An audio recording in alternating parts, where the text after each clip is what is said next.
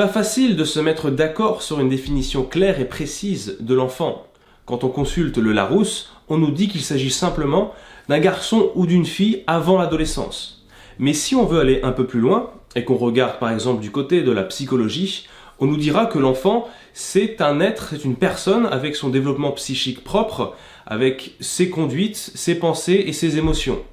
Si on va du côté de la sociologie, on nous dira que l'enfant, c'est un acteur social qui est intégré dans une culture et lié étroitement à la famille et à l'école. Du côté de la législation, ce qu'on nous dira, c'est que l'enfant correspond à un statut juridique qui correspond à des personnes qui ont moins de 18 ans et qu'on va appeler mineurs, etc., etc. Et toutes ces définitions ont certainement leur part de vérité. Mais maintenant, lorsqu'un terme fait débat comme celui-là, une bonne façon de se mettre d'accord sur le sens, sur son véritable sens, eh bien c'est certainement de regarder à son étymologie. Qu'est-ce qu'il y a derrière? Quel est le sens profond qu'il y a derrière ce mot?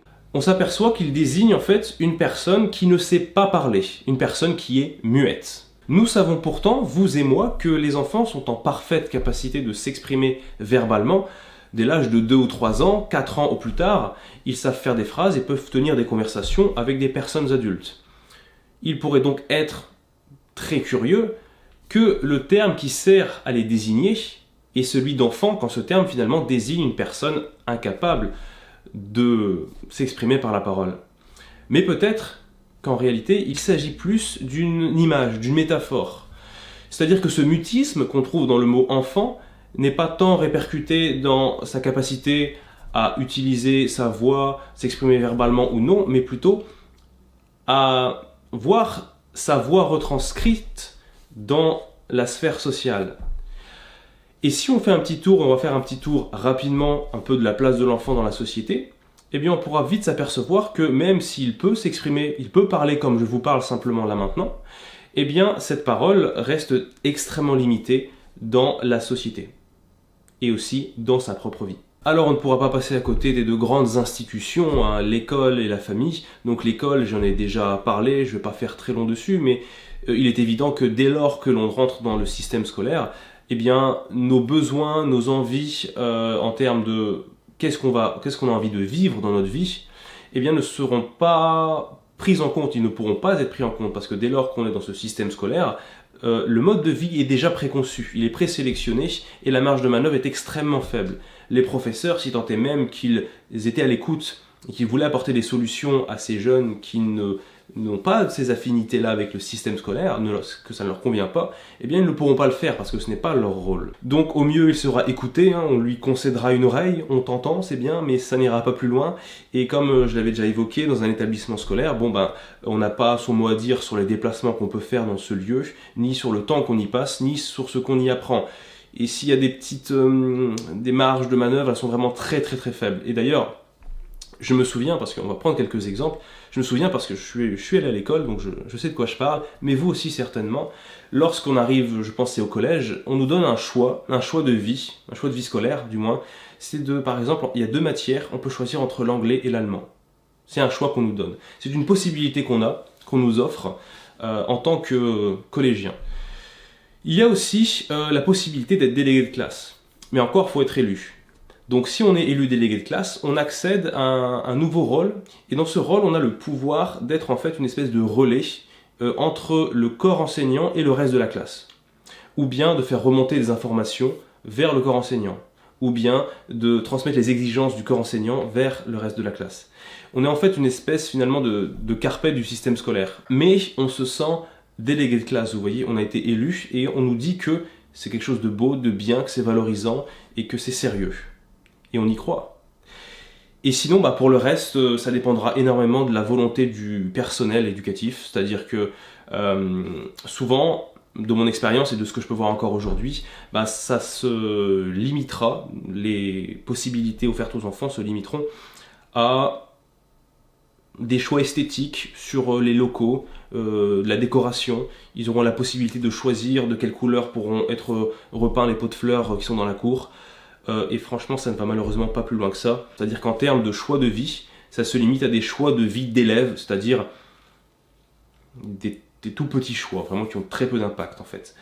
Alors maintenant, si on se tourne du côté de la famille, eh ben, il y a un lien directement à faire entre la famille et l'école, puisque ce sont les parents qui sont les premiers décisionnaires de est-ce que j'envoie mon enfant à l'école ou pas. Et dans la très grande majorité des cas, eh bien, le mot de l'enfant n'a pas tellement d'importance. Il pourra bien parler, évidemment, mais ça ne sera pas tellement écouté. Alors il y a des enjeux du côté de la famille, des parents, qui font aussi que l'enfant doit aller à l'école, le travail, etc. Alors une différence qu'il y a avec les familles par rapport à l'école, c'est qu'il n'y a pas de règles écrites. Il n'y a pas un règlement intérieur dans une famille, a priori. Donc en fait, ça peut varier énormément, le mode de vie qu'a l'enfant dans la famille peut énormément varier d'une famille à une autre. Mais dans la quasi-totalité des cas, il y a obligation scolaire, parce que, dans la plupart des familles encore, l'idée c'est que l'école, les résultats scolaires, les bonnes notes, les diplômes, c'est une espèce de religion à laquelle il faut être totalement dévoué, et on ne peut pas vraiment imaginer une réussite sociale, une réussite dans la vie, qui se trouve au-delà de ça. Et donc forcément, ça mène à concevoir uniquement le bonheur de son enfant à travers ce chemin préfabriqué, préconçu. Mais plus encore, à quel moment se soucie-t-on de la volonté de l'enfant de vivre dans un autre collectif que sa famille natale? Autant nous ne choisissons pas la famille dans laquelle nous naissons, autant tout le monde sera d'accord, je pense, pour reconnaître qu'il y a des familles plus ou moins bonnes, qu'il y a des familles presque paradisiaques où tout va bien, tout le monde est heureux, et d'autres où c'est beaucoup plus difficile. Car si la femme aujourd'hui a le droit de divorcer de par sa volonté seule, les personnes mineures, elles, ne peuvent toujours pas divorcer de leurs parents. Même quand la volonté des parents est partagée, quand ils ont aussi une volonté de séparation. Ça montre aussi que les parents portent ce poids. Ça montre aussi que quand je parle des parents, je ne leur jette jamais la pierre. Ce que je fais, c'est que je critique le rôle qui leur est attribué, ce qui est complètement différent. Et si on va du côté de la politique maintenant, l'enfant n'a aucune place, il n'existe simplement pas. Il n'est même pas un sous-citoyen, il n'est pas citoyen. C'est pas comme s'il avait quelques droits pendant que les adultes ont plus de droits, il n'a aucun droit. La Convention internationale des droits de l'enfant, je l'avais évoqué dans une vidéo, est une sorte de pièce à conviction qui nous montre à quel point il y a une forte volonté du mutisme chez les personnes mineures. C'est un parfait exemple en fait que cette convention, parce qu'elle recense toutes les obligations et les interdictions qui régissent leur vie, et elle montre à quel point notre volonté est de leur retirer tout pouvoir. D'ailleurs, si une personne, en parcourant cette convention, arrive à trouver ne serait-ce qu'un seul droit octroyé aux personnes mineures, alors qu'elle me le fasse savoir, je suis très curieux de voir ça. Par contre, des discours élogieux sur la parole des enfants, l'accueil de leurs paroles, la prise en compte de leurs paroles, l'écoute qu'on leur prête, ça, il y en a pléthore, parce que ça ne mange pas de pain, ça n'engage à rien. Nous voulons bien t'écouter, nous voulons bien écouter ton avis. Il n'y a aucune garantie que nous leur donnons, comme quoi nous allons répercuter effectivement ce qu'ils nous disent dans les décisions concrètes que nous allons prendre. À part peut-être en ce qui concerne la couleur des pots de fleurs dans les cours d'école, je le reconnais. Mais il y a aujourd'hui des gens, beaucoup, qui pensent encore, naïvement, il faut le dire, mais j'étais aussi dans ce cas auparavant, que la CIDE a permis aux enfants d'acquérir des droits.